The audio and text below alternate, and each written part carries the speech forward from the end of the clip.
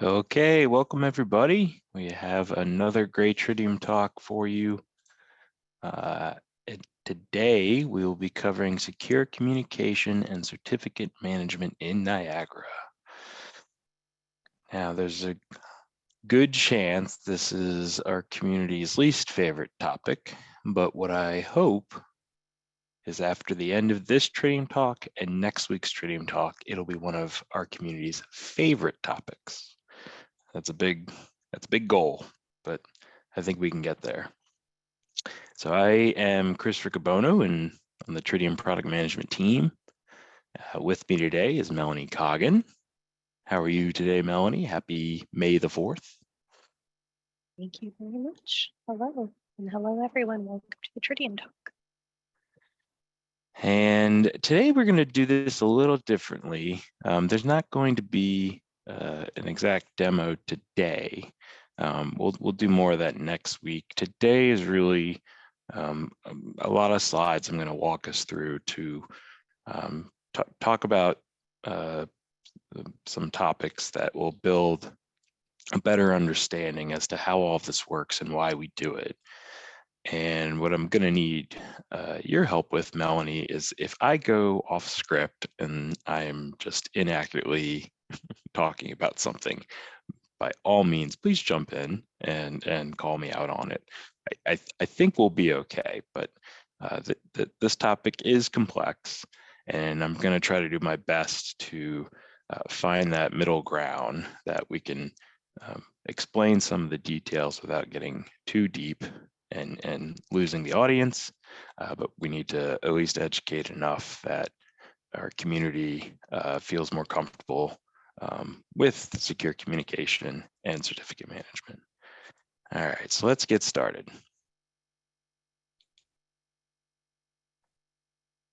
So as we always start off, here's our kickoff slide. We're going to cover what's new with Niagara, and we're going to hit the main event, secure communication and certificates. Then, of course, the classic call out for Niagara resources and material.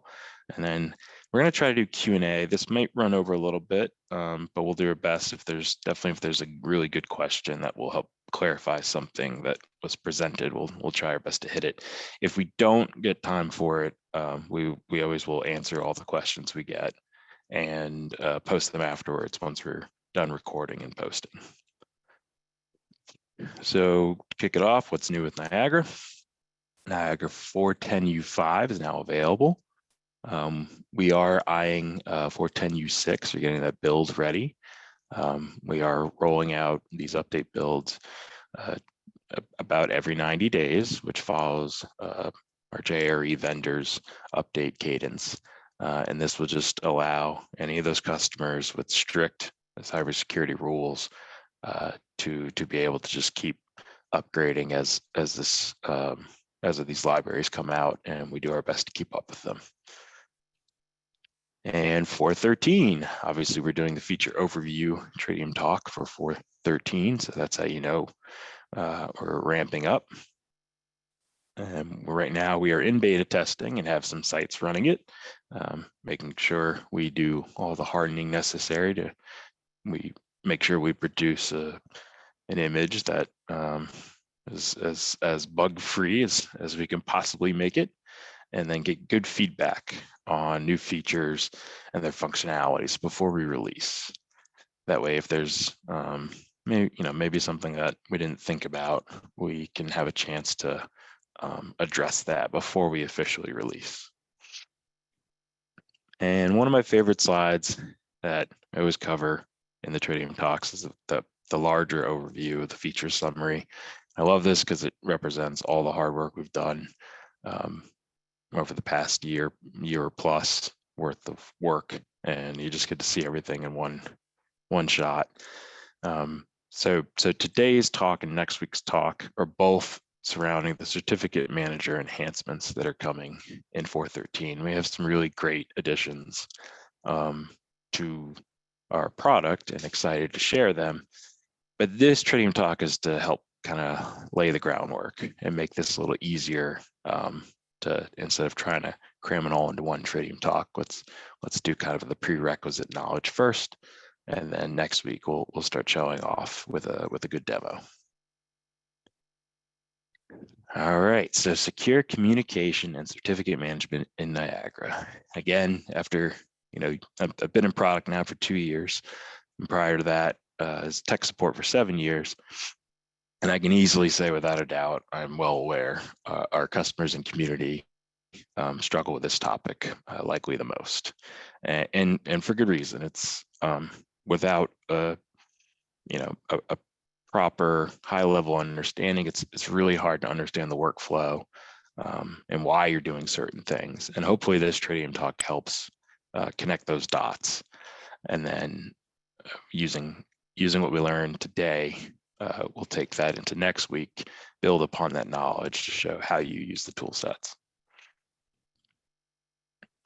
All right, so to kick it off, let's start with just high-level networking basics. This is an internet browser, which we've all come to know quite well. And let's say I would like to go to Tridium.com. I type in Tridium.com, I hit enter. And before anyone jumps on this, yes, I'm glossing over some of the finer details, but again, we're finding that, and you're going to see that from time and time again throughout this entire presentation. And I'll try my best to call that out when I am doing it. But the objective is to talk about the high level and not get into the finer details and lose the audience. So if I hit enter to go to Tridium.com, the browser, it has to know what IP address to go find where that website is being served. It's out there over the internet. There's some server sitting somewhere that's got our website content, and it needs to find it. It has to get an IP address. So the first thing it does is goes and asks a DNS server, what's the IP address for Tridium.com? And DNS server comes back and says, oh, you're going to go to this IP address to find that website. So, thank you. Then the browser heads off to that IP address, hits the server. The server sees the request and gladly serves up the page content, and voila, we're at Tridium.com. Now, I think most people kind of have that already understood, and you may be asking, okay, well, yeah, duh, that's great, but we want to talk about secure communication certificates. Yeah, you didn't touch on that at all. And why I wanted to show this is just show an example of one of the problems there is with secure communication and network communication, and how there is a solution to solve those problems. So let's say there's a bad actor out there that's going to get in between these requests, and there's not an easy way to determine that you've maybe been given the correct IP address, or in fact your request has been rerouted to go to a bad server. You're a browser, you're just blindly going over the internet, over the network. You can't see the physical server that's out there. You need to be able to know for certain that what you asked for is what you arrived at. And so in this case, the bad actor has in one way or another, there's many ways to probably many attack vectors to try to pull something off. They could simply have this dummy server and send back bad content, and you're not getting your website, you're getting something malicious, all because you didn't. Meanwhile, your browser thinks, oh, no, that's Tridium.com, but you didn't know for certain that's the server that you reached. So let's talk about the problems we just saw there. There's two of them. One, there's an authentication problem. Authentication referring to, do I know for certain the server I just dialed up and tried to reach is in fact who I was expecting it to be? And then the other one is just secure communication. The traffic, if I'm sending important information over the network, and I don't want others to see it. How can I make sure that that traffic gets to its destination without someone being able to see the information? So given those two problems, we have two potential solutions. The first is digital identification, and the second is encrypting and decrypting. The idea is if you have some type of digital identification that can't be tampered with, I can know for certain that the Tridium.com request that I asked for has taken me to the server that is in fact hosting the website. And then if there's a need to pass sensitive information along, I can come up with a way to encrypt the information, send it over the network, and then the other side can decrypt it. And together, that is a way to describe what is known as public key infrastructure, or PKI. That is the magic solution that can make all of this happen and solve these two problems. All right, so let's take a closer look at the example of website, or browser rather, just trying to go to the Tridium.com website. So I had the browser open. When I got to the website, I was served up the page content, and you may or may not have noticed there's this nice little lock that's right there in the browser URL. And if you click on it, you get some information about Tridium.com, and the browser's telling you the connection's secure. Gives you the warm fuzzies that, oh, okay, this is a safe and established trusted connection, and this browser's happy, so me, the user, I'm happy. But what exactly does that mean? Well, I can click on that message, and feel free to do this after the demo with any random website you'd like. Gives you a little bit of a definition. The site has a valid certificate and it's issued by a trusted authority. Well, okay, well, what exactly does that mean? Well, that means information such as passwords or credit cards will be securely sent to the site and cannot be intercepted. Great, that's exactly what we're looking for. But how do I know that, the browser's not just telling me this? Like, what exactly made that happen and why? Well, you see over here, there's a little icon, and keep in mind, I'm using Microsoft Edge as a browser. All the browsers may have these icons at different locations, but they generally give you the same experience. So if I click on this little certificate icon, I can actually pop up the certificate, and I see this is a server certificate that was served up from the server hosting the website, and it has some information for us. We see things like common name, Tridium.com, and then we see an issued by DigiCert. All right, I know some details about this, and that's kind of making sense for me, but how did this work? How did we get here? How did the certificate get there in the first place? Why does the browser know that this is all okay? So we're going to take a little closer look. We have a browser, which is just a client. Keep that in mind, because that'll kind of come back around when we tie this back into Niagara. Yeah, everything is generally a client and server relationship, and that's kind of the key to most of networking infrastructure these days. But right here, we had the browser, and it made the request to a web server. I'm skipping the DNS part. And the web server served up that certificate as we showed. And I see the issued to. Okay, the certificate was issued to Tridium.com.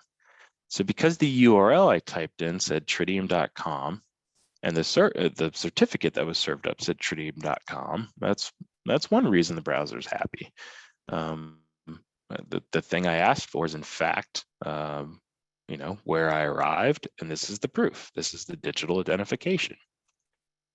Okay, well that's good, but how do I know whoever made this certificate didn't just lie and say this was Tridium.com? Well, we can find out on the certificate who in fact issued this certificate, or in this case, signed the certificate.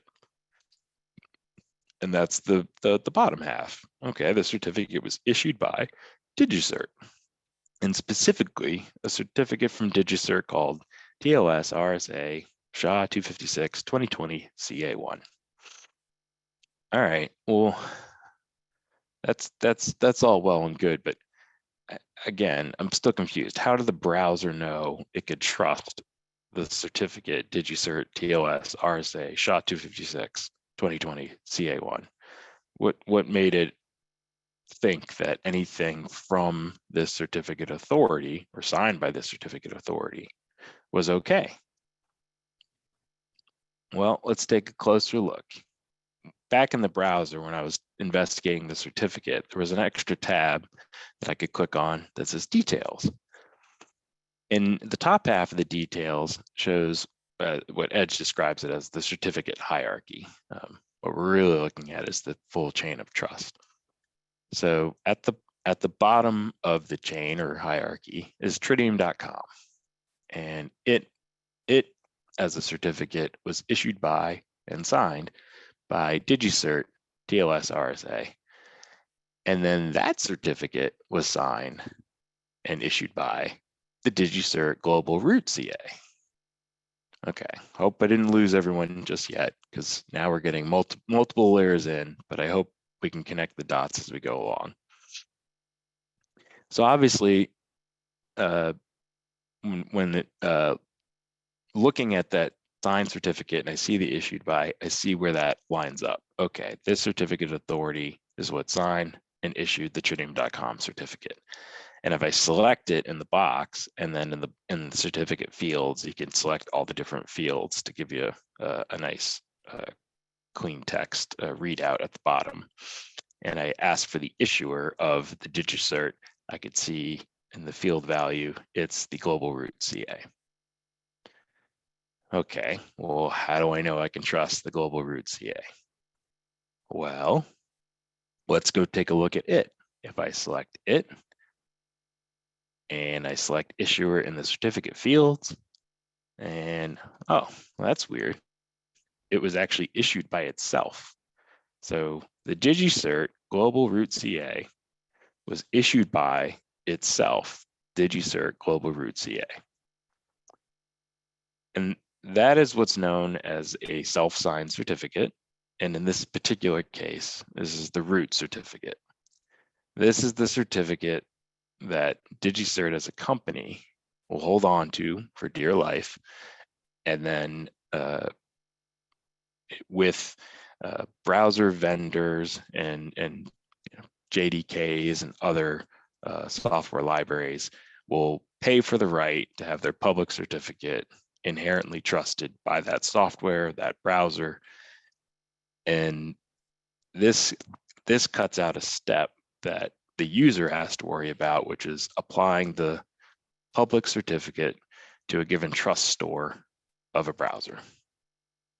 Again, hope we're not losing anyone just yet. But what I'm trying to get at is that the browser, how does the browser know that it's okay to trust this? Well, it has to have the public certificate in its trust store so that it knows any certificate signed by these certificate authorities is happy. So let's talk a little bit more about the trust store. So if I go into a browser's trust store, or I go to look at its, and this is different for each browser, but it's just generally the same experience. If you go to settings, just search for certificates, and there's usually a choice for manage certificates. If it's running on Windows, you're generally going to access what's built into the Windows OS. And you're going to see here's a giant collection of all the certificates that are sitting in the trust store of, in this case, the OS, which is what the browser is referencing. So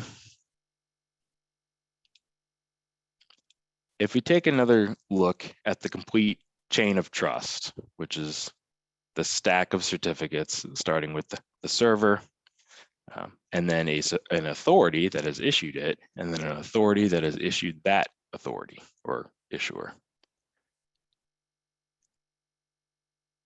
we have some different names that we could use to help us better understand what each of these are. So at the bottom, or excuse me, at the top, we have the signed server certificate, Tridium.com. And we saw that it was issued by the DigiCert TLS. So that means that cert had to be a certificate authority. It had to be able to sign certificates. Because that is an authority that was also signed by something, and so it was issued by the global root instead of issued by itself, that would make an intermediate certificate. And then ultimately, that certificate was signed by DigiCert Global Root CA, which is issued by itself. And now we're at the end of this chain. This is the root. So to highlight the complete chain of trust, one signs the other, which signs the other. And a quick point of clarification. Do you always have to have an intermediate certificate? No, you absolutely do not. Simply having a certificate authority or issuer certificate sign a given cert can establish a chain of trust. Having the intermediate or multiples, if need be, just gives additional layers of security to help if you ever have to revoke something. In terms of our Niagara users and community, will you often need multiple layers in the chain? Not likely, but if you're working for a company with a very complex networking team and a very complex PKI infrastructure, there's a good chance that you will likely be given intermediate certificates and have those involved. All right, but back to the question, how did the browser know it could trust these certificate authorities? Well, if I go back and look at the trust store and I go look at the pop-ups, again, these are just the browsers referencing the certificate management of Windows. We have a couple of tabs. One's the trusted root certificate authority, and then an intermediate certificate authorities. So their tool is kind of nice. If you were to import a complete chain, it knows to store each of these certificates in a given location. Makes it a little more organized. But aha, if I look at the trusted root cert, I see that exact certificate. The self-signed root certificate, DigiCert Global Root CA, is sitting right here in my trust store. And that was negotiated between DigiCert and Windows, much like the rest of the certificate authorities that you see that are pre-populated as soon as you started up Windows. And then, of course, to have full trust, I needed that intermediate in there as well. So I have the TLS RSA SHA 256 2020 CA. And because I have all of these in my trust store, and then the server certificate that I was served was signed by the intermediate, which is signed by the root, and the trust store understands that these are anything signed by these groups are okay by us.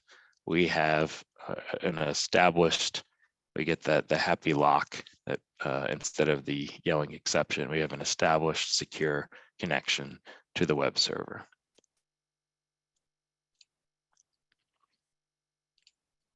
All right, so on the topic of secure communication, and we started with the problems and then two of the solutions to solve those problems. That's describing what public key infrastructure is. Everything we just covered is really just to focus on digital identification. Is the server I reached out to, in fact, the server it claims to be? And using public key infrastructure,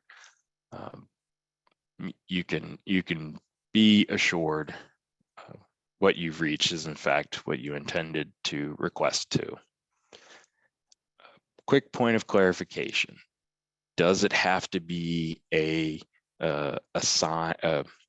pay for service? Do I have to use DigiCert because those are the ones that are already pre-populated in my trust store on Windows? No. I can import my own certificate authorities. So I can make my own certificate authority. The only extra step is that I have to manually import that certificate authority. And then Windows knows it can be trusted. And when you try to import, you get a lot of prompts and warnings that, are you sure you want to do this? And with good reason. But that is, we get a lot of questions about, some of these places are more and more expensive to get your certificate signed.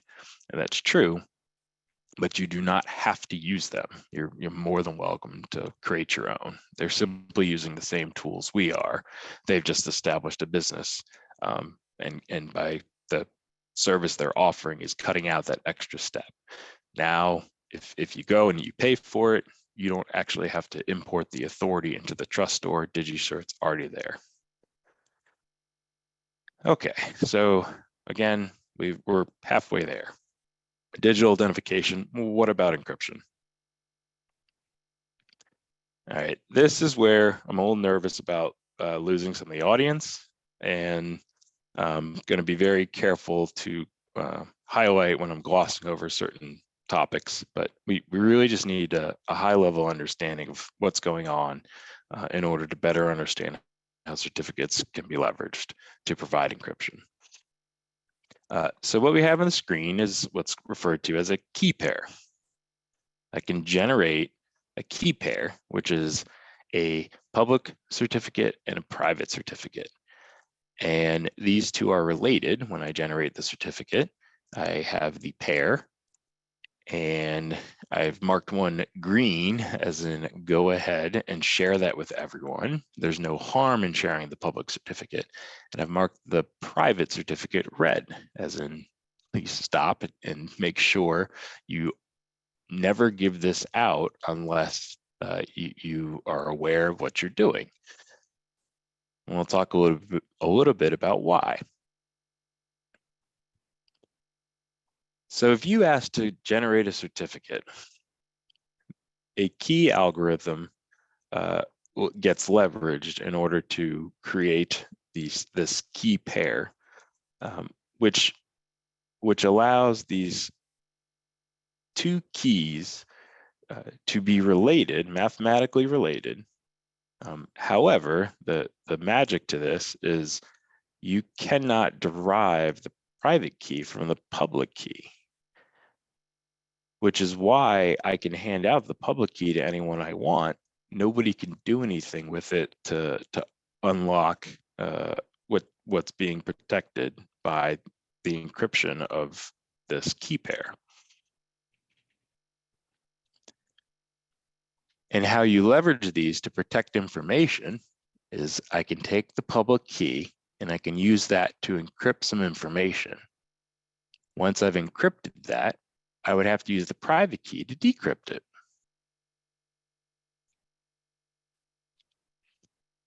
And now here's the asterisk about many topics I just very quickly glossed over. If you want to know more about the finer details of how these work, by all means, help yourself, but these are some topics you can go after. And we're going to talk a little bit more, particularly about the TLS handshake, but I'm really not going to go into depth.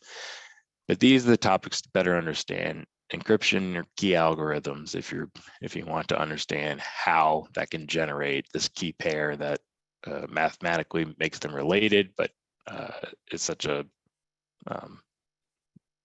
special piece of the puzzle that allows this to be leveraged for secure communication.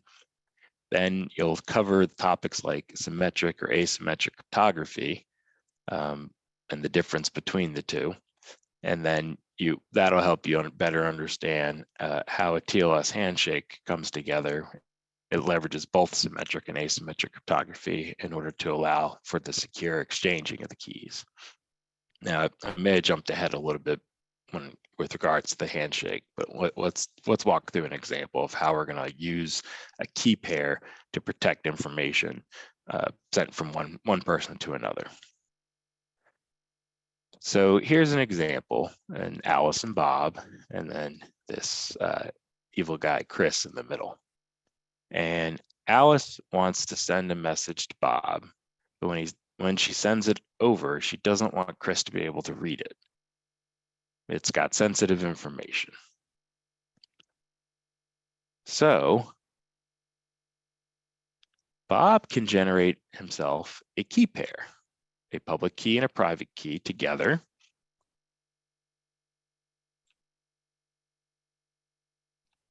And then he can send the public key, because there's no harm in sharing it, over to Alice. If Alice takes the public key and then encrypts the document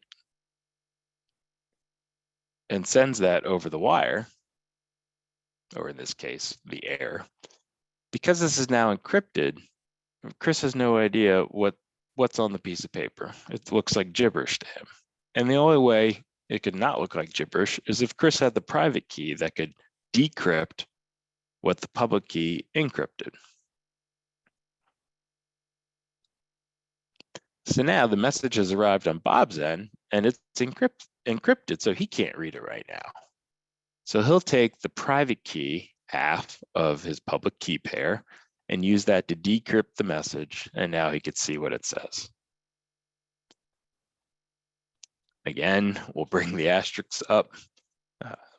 This is a very high level, glossed over example of a TLS handshake. There is a lot more involved in the actual key exchange itself, because you have to be certain there's a secure way to do the key exchange. And for those who are interested, by all means, look further into TLS handshakes and you'll get a bigger picture as to what's happening. But the thing to remember, the thing I want everyone to understand and take away is, if I take a public key, which I can pass around to anyone, and someone uses that to encrypt a piece of information and they send it back to me, I can use the private key to decrypt that information and actually see what's happening. So that covers the two solutions to the two problems that public key infrastructure solves for us. Now this is great. We haven't really talked about Niagara at all. We just really covered secure communications and touched on certificates a little bit. So let's try to tie these two together and bring it back into Niagara a little bit to help connect the dots. So in Niagara, we have several clients and several servers. In fact, you'll see that time and time again across different drivers, sometimes services, and then the Niagara station and platform itself. So we're not going to cover every last one we can think of. Let's just go with the most obvious. We have a thick client, Workbench, and then a thin client, the browser. This is Workbench, the application. That's the UI to connect to something. And in this relationship, it is a client, and everything on the right-hand side is a server. Just like in the first example, I open a browser, that's a client, and I use it to hit a web server that delivers information that I requested. So if I use Workbench, I can use that to connect to Niagara D. That's just like when you hit open and say open platform connection. What you're actually asking Workbench to do is make a connection to Niagara D, the daemon, which in fact has its own web service that is a part of Niagara D. So it's just a client, again, talking to a web service or server. So there's a TLS connection that leverages public key infrastructure in order to make sure that's a secure connection covering both digital identity and encryption. Workbench can also make a connection to the Fox service. So yes, the Fox service is a server. Again, Workbench the client, Fox service the server. And finally, believe it or not, Workbench can communicate to the web service of a station.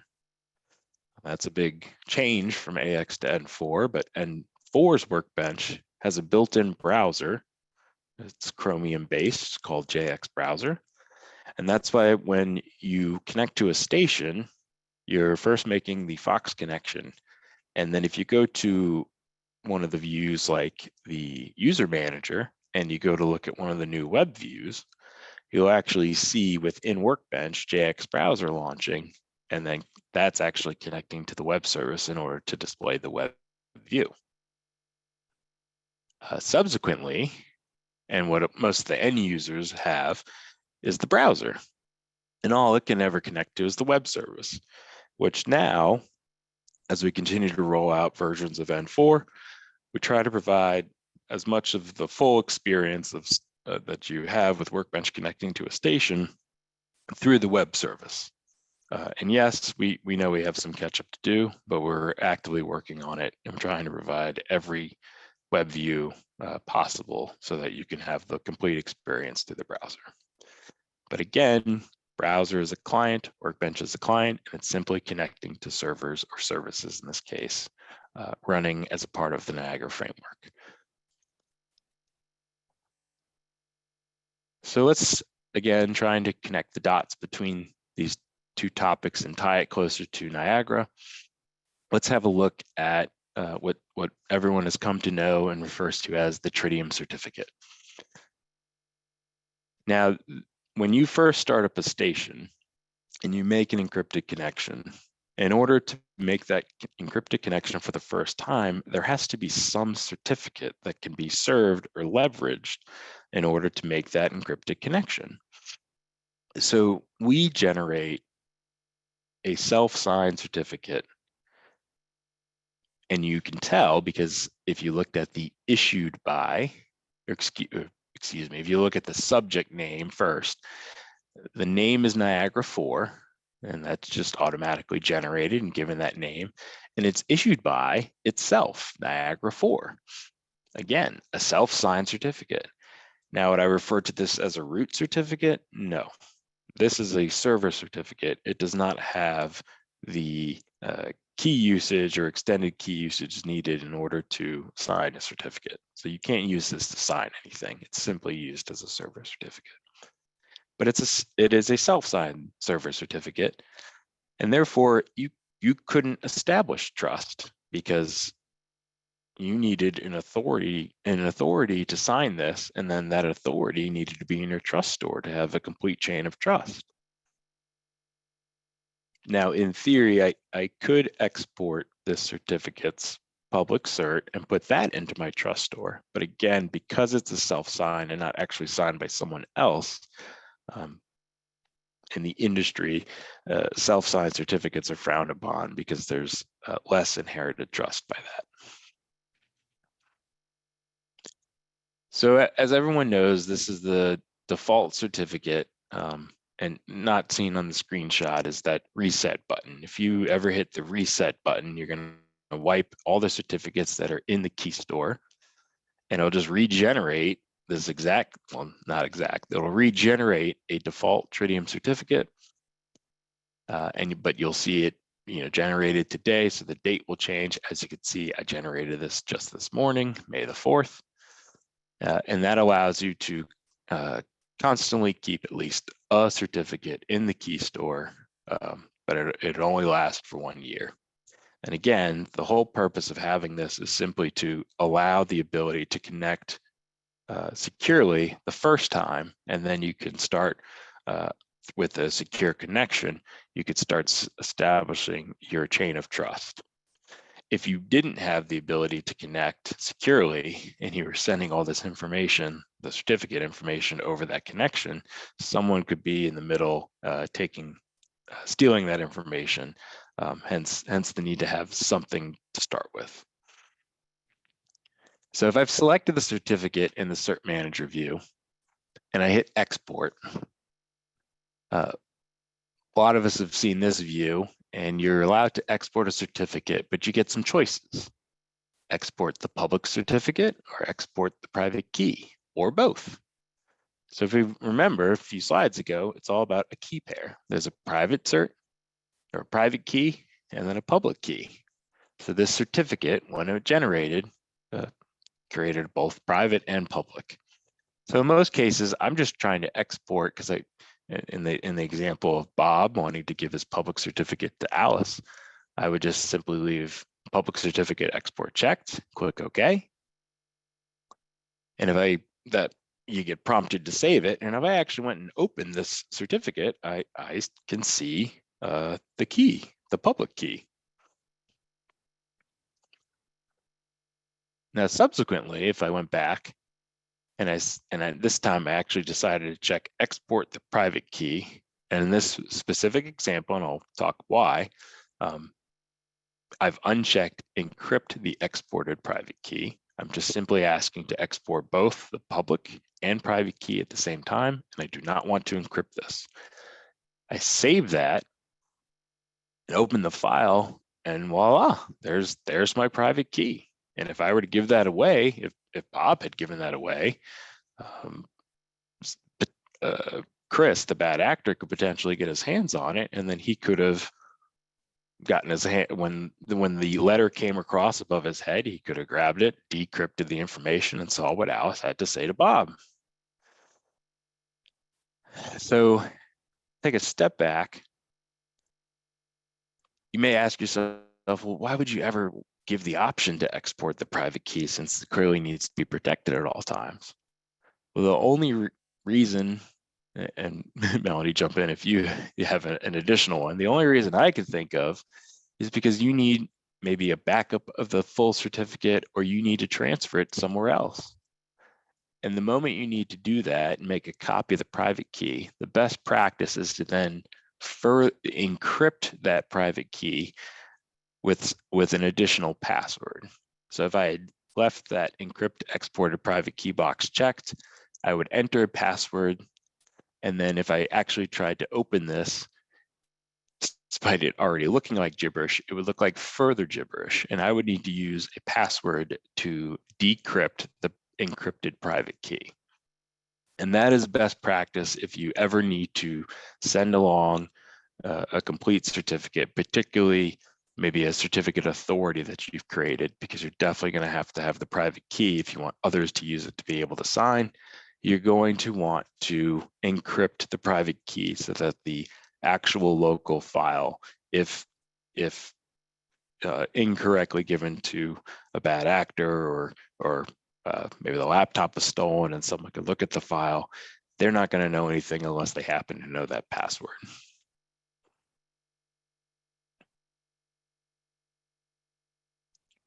Okay, so that was a lot to cover.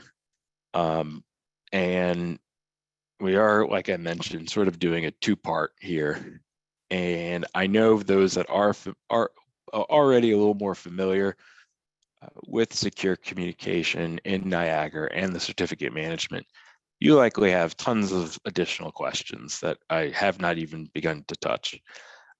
This was just simply to get us, get everyone on the same page so that by next week, when we go to discuss and show off the new features, we don't have to do everything at once and try to cram it all in a single session. It's important to kind of split this up a little bit, which obviously everyone's got questions about.